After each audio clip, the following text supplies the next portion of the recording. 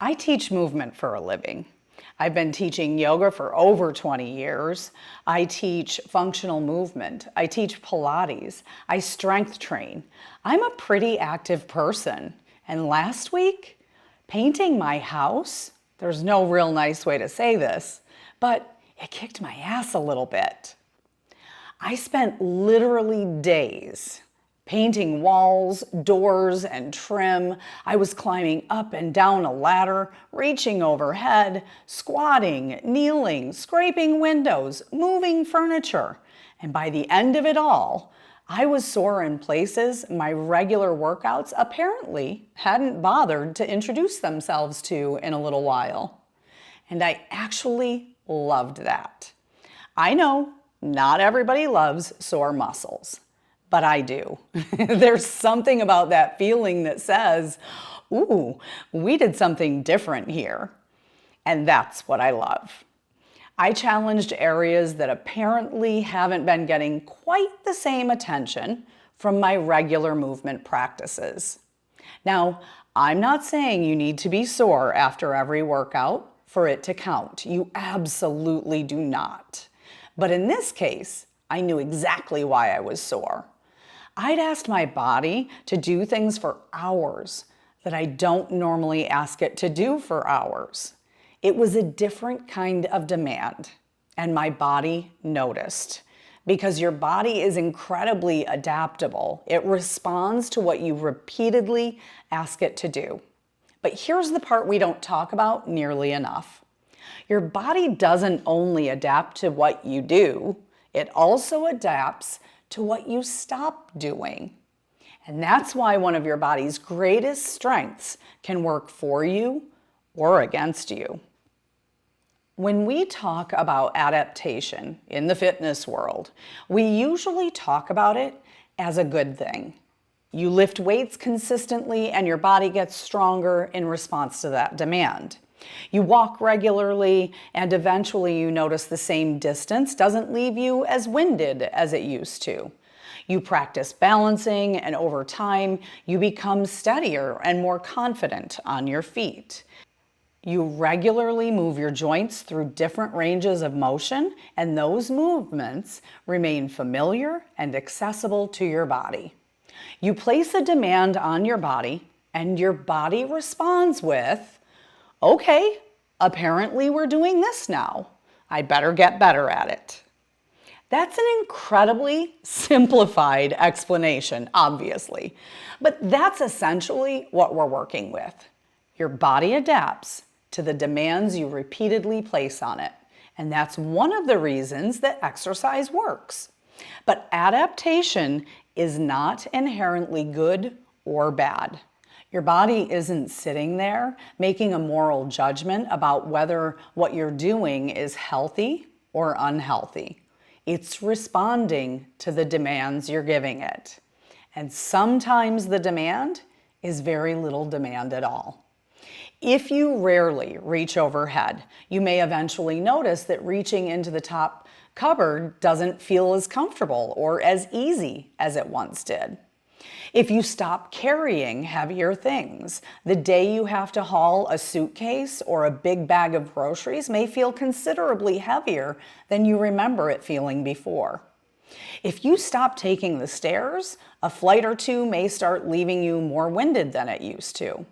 And if you stop getting down onto the floor, you may eventually discover that getting back up feels a whole lot harder. That's adaptation too. And please don't hear all of this and think I'm only talking about older adults. I most certainly am not. Changes in strength, mobility, endurance, and other physical capacities don't suddenly begin when you qualify for the senior discount. Your body has been adapting your entire life. Age absolutely matters. Bodies change over time, and I'm not interested in pretending otherwise.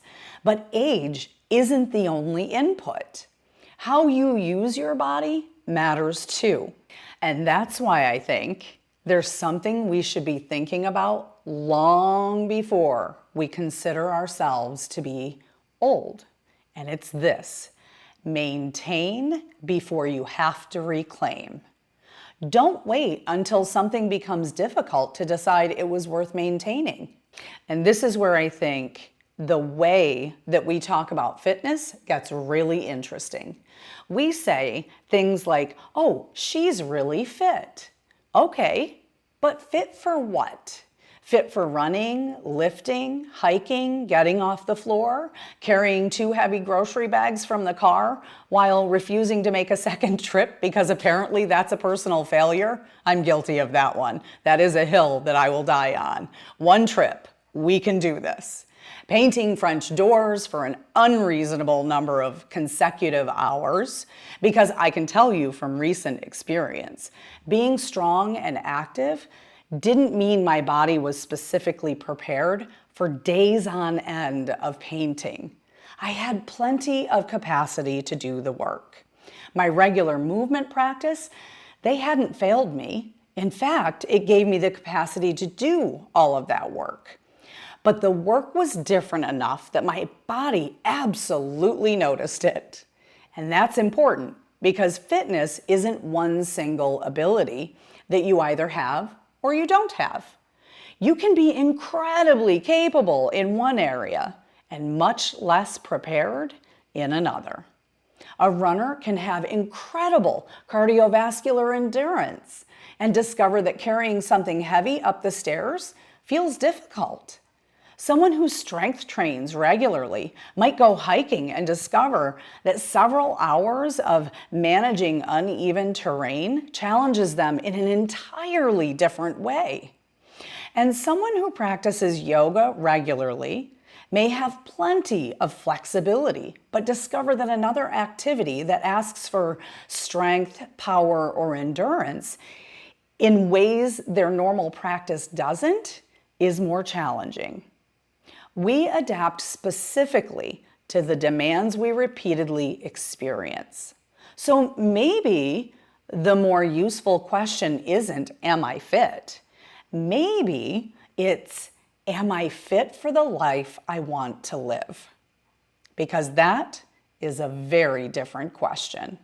And some of the adaptations that affect that answer happen so gradually that we don't really notice them. Let's say getting down onto the floor starts to feel a little bit harder. Maybe your knees don't love it. Maybe getting back up takes more effort than it used to, so you stop doing it as often. That makes complete sense, right? But now you're getting less practice at getting down and getting back up. You're asking less often for the combination of mobility, strength, balance, and coordination that particular task requires. So eventually, it may get even harder, which makes you want to do it even less. And now we've created a loop. It gets harder, you do it less, your body has fewer opportunities to maintain that capacity, so it gets even harder. So you do it even less. See the loop? Nobody did anything wrong. Your body adapted. Maybe reaching into that top cupboard becomes uncomfortable. So you move the things you most often use onto a lower shelf. Perfectly sensible. But now you reach overhead even less. Maybe stairs start making you feel a little winded. So you start taking the elevator whenever you can. Again, completely understandable. But now you're climbing fewer stairs. The action, became difficult, so you removed the demand, and your body adapted to the new demand. This is why I don't think the answer is to judge ourselves for what we can or can't do. That's not really useful. I think the more interesting question is, what am I no longer asking my body to do regularly? Because sometimes that's where we find the capacities that have quietly started to slip away. And I want you to remember, your body is responding intelligently to the life you're giving it. That's what it's supposed to do. If your life requires you to sit for 8 hours a day, your body is going to become very familiar with sitting. And by the way, I wouldn't say that sitting is completely evil. I'm sitting right now. I like sitting. You do not need to spend your entire day inventing physically difficult ways to accomplish simple tasks. You don't need to churn your own butter to maintain shoulder strength. But our modern lives have become incredibly good at removing physical demand, and our bodies, they respond accordingly. On the other hand, if you regularly walk, lift, carry, push, pull, reach, rotate, balance, and squat, and get yourself off the floor, you're regularly reminding your body, hey, we still use these things. And that's why I don't love approaching healthy aging from a place of fear. I don't want you to exercise because you're terrified of everything you're supposedly going to lose. I want you to think about what you want to keep. What matters to you? Maybe you want to travel and walk around a city all day.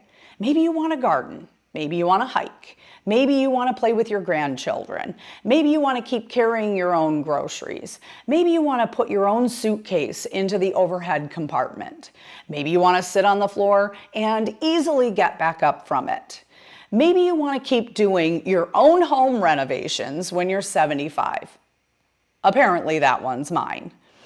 Those are the things we're training for. And here's the really good news.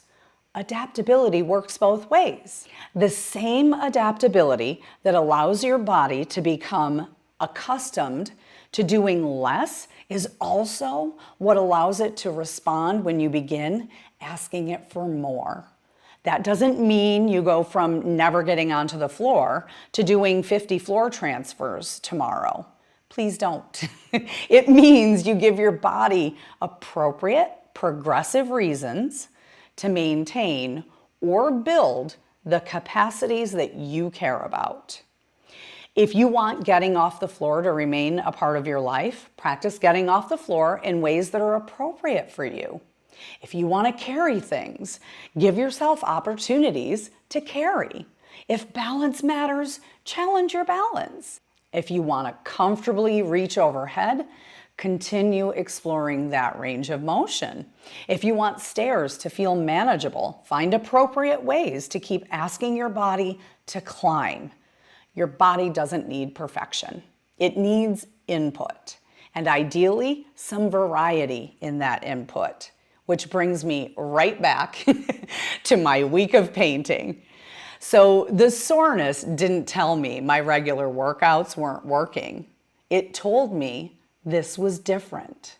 Different positions, different durations, different demands, different combinations of movement. My body had something new to respond to, and that is exactly how adaptability is supposed to work. This is one of the reasons I talk so much about becoming an everyday athlete. I'm really not interested in turning everybody into a competitive athlete. That is certainly not the point. The point is, your sport is your life, and your life requires movement. It requires getting off the floor, carrying, reaching, walking, balancing, changing direction, coordinating, moving through different ranges of motion, responding when something unexpected happens. And your body is constantly adapting to how often or how rarely you ask it to do those things. So rather than asking, what's the best workout? I'd love for you to start asking, what do I want my body to remain capable of doing? And then look at your life. Are you giving your body opportunities to practice those abilities? Because exercise isn't only about burning calories, and it's not about punishing yourself for what you ate. And it's not something you do because your body needs fixing. Exercise is practice for your life. And when you start looking at movement that way, the goal changes. You're not chasing someone else's definition of fitness. You're building and protecting your capacity to live your life. So here is what I'd like you to do. Sometime today, think about one thing you used to do regularly that maybe you don't do so often anymore. Not because you've decided you don't care about it, but because somewhere along the way, maybe it started to feel a little bit harder. Maybe it is sitting on the floor. Maybe it is taking the stairs. Maybe it's walking longer distances or getting up without using your hands or carrying something heavy, reaching overhead, balancing on one foot. Whatever it is, don't judge it. Just notice it. And then ask yourself, have I stopped doing this because I've lost some capacity? Or have I lost some capacity because I stopped doing this? And the answer might be a little bit of both. That's okay, because adaptability works both ways. You can start giving your body a reason to pay attention to that ability again, appropriately, gradually, consistently. And if this way of thinking about movement is new to you, this is exactly what I teach inside the Everyday Athlete mini course. Instead of giving you another random list of exercises to follow, we look at the movement abilities your everyday life actually depends on, why they matter, how they show up in your life, and what it means to keep using them. I'll leave the information below if you'd like to learn more. But whether you join me there or not, I want you to remember this: your body is always adapting. The question isn't whether adaptation is happening. The question is, what are you asking your body to adapt to? And does that support the life you want to keep living? So until next time, keep moving, stay curious, and take really good care of yourself.